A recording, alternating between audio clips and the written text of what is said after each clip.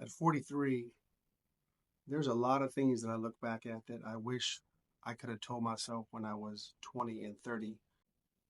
In this video, I want to go over 10 things that if I could go back in time, I would let myself know.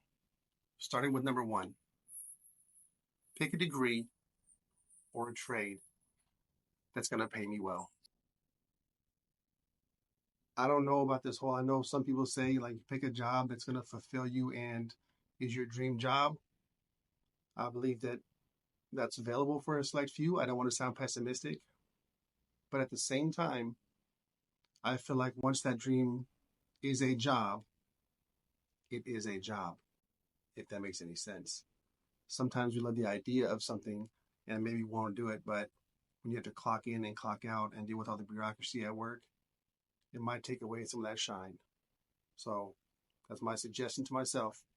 Pick a degree if it's something that you're interested in and it pays well. Perfect. Let's go with that. But make sure it pays well. Number two, don't waste money. And I did this when I was younger, right? You start working, you get your first job, and you start seeing actual paychecks that are not like the paychecks you got maybe in high school working at fast food or whatever. And what do? You go buy nice things. So for me, some of those things where I got my first car, it was a 2008 Nissan Altima. So the first thing I did, put rims on it, put a speaker in it. That's back when people still put double din speakers in cars. Now they all come with that. Wasted a lot of money.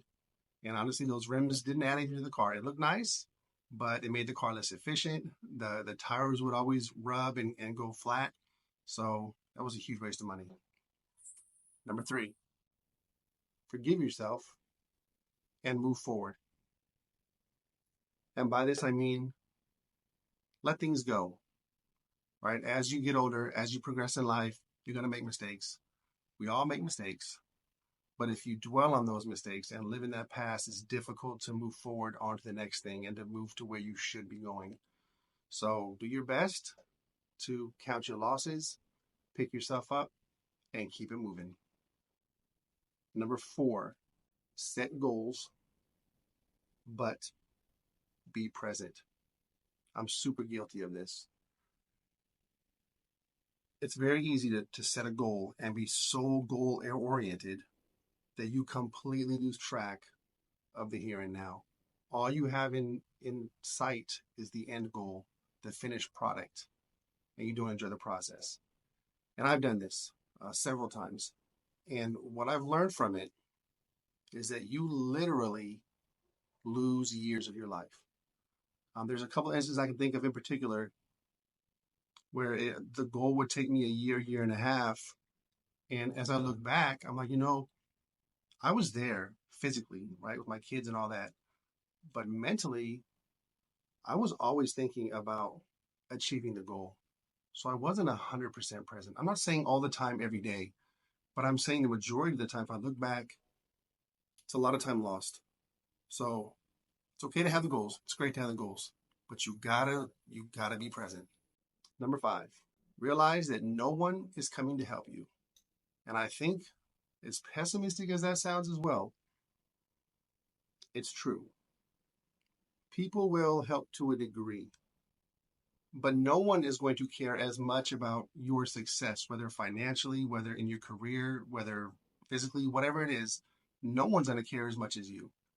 No one's going to come and drag you to do the things that you need to do. It's on you. So take responsibility and get it done. Number six, invest early and invest often. My goodness. I knew about saving, right? My mom was very frugal. She taught me how to save money. So that wasn't really an issue for me when I was younger. I always had some savings. But if I had known about investing and about compound interest and all those things when I was in my 20s, I would be in a completely different stratosphere financially right now. I'd probably be retired. The advantage of having time for compound interest is incredible. I can't even get into the whole thing right now. It's just, it makes such a huge difference. So if you're 20 or 30, do whatever you can to start investing. Number seven, stay fit. Okay? Like I said, I'm 43 now. Working out was always a big part of my life through high school, through college, even after college. I enjoyed it. I was always pretty fit. As I got older, you get busy, right? There's work. If you're still doing another degree, if you have kids, you get busy. Your body kind of slows down, and next thing you know, you can't even run a mile anymore. Well, let's not exaggerate. A lap. Let's start with a lap.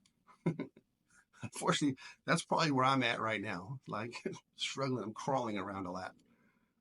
But even though I've kind of been guilty of this, right? I've let myself go. This is the year 2025 where I'm kind of getting back on it, getting back on the saddle, so to speak.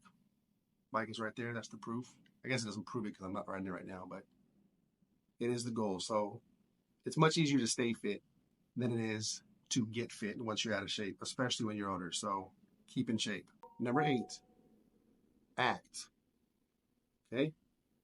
I tend to overthink things to the point where I don't ever act on them. And what happens then? Nothing. Nothing happens.